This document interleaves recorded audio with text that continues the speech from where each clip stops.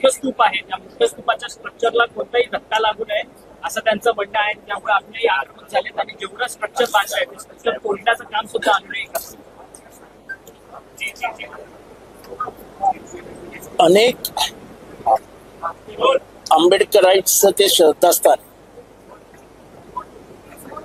1956च्या सुमारास डॉक्टर बाबासाहेब आंबेडकरांनी येथे एक सभा संबोधित केली होती आणि भारतभरातनं त्या ठिकाणी लोक आली होती.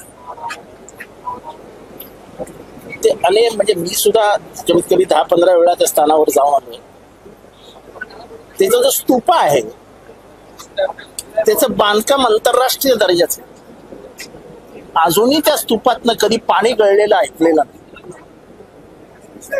आणि त्यामुळे बाबासाहेब आंबेडकरांच्या अनुयायी आणि खास करून बौद्धिस्ट ह्या सगळ्या लोकांना विश्वासात न घेता असं काम करणं हेच मुळात चुकीचं होतं.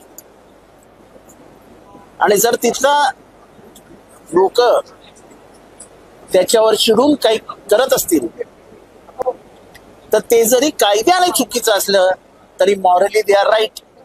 ते जरी कायद्याने चुकीचं असलं तरी मॉरली दे आर राईट.